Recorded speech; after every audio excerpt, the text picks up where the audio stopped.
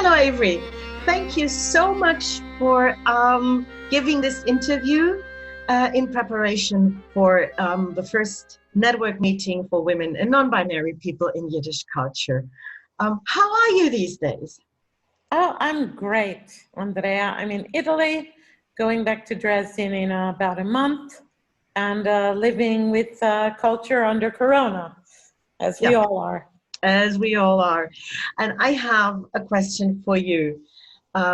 What's it like being a woman in Yiddish culture today?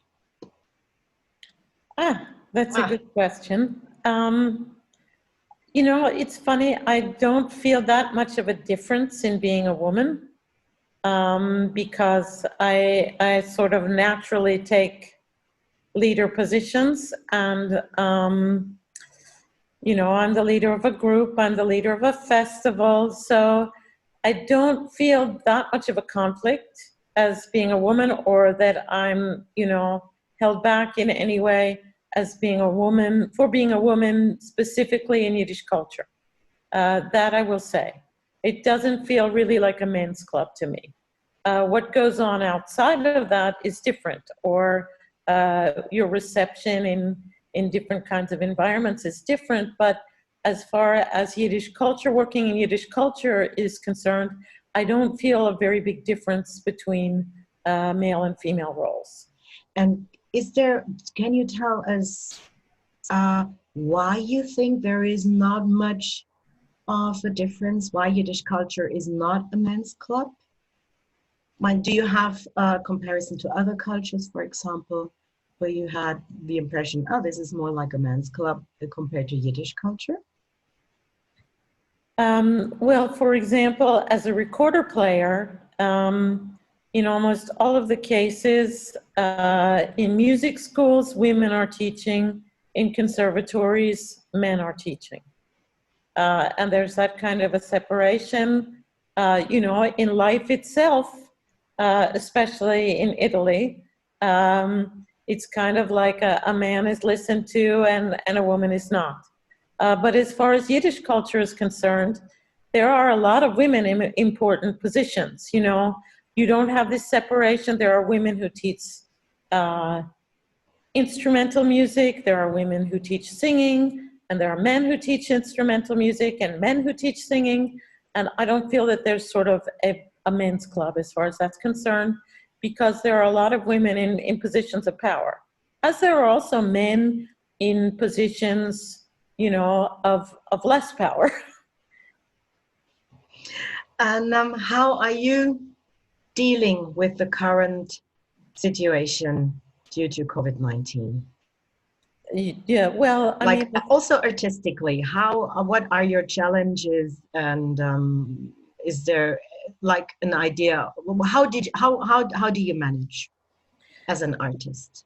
Well, I mean, first of all, my musical activity is only part of my activity. And since January, I've been the leader of the Jüdische Woche. So I really haven't had that much time for my own creativity, because I'm very grateful that they took me on, but I have no experience in organizing events in anything sort of larger than my work with Lucidarium, which of course I organized everything. I organized the tours, I did all the fundraising, but this is a whole different animal. And as far as the festival was concerned, our original theme was Great Britain. So that meant having to rethink everything in May. And you're working with an entirely, it's like this shape-shifting animal as far as whether we're going to be allowed to do things or not.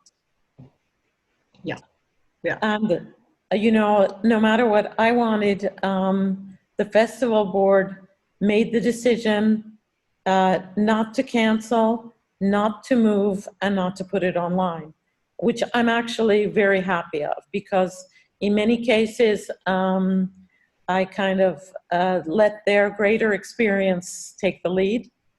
So in the end, we're probably going to be able to put something together.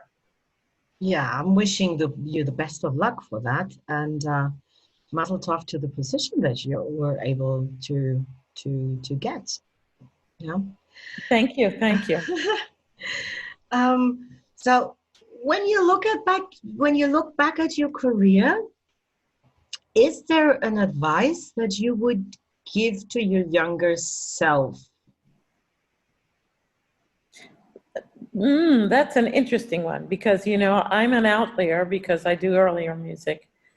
Probably to have learned to play clarinet as a kid and really go into Yiddish music because, you know, my story is a little strange. I started in early music, and in 2005, I discovered some sources that sort of conjugated early music with my background, which were these Jewish songs for which we only have the text and no music. So my group, Lucidarium, went on that road.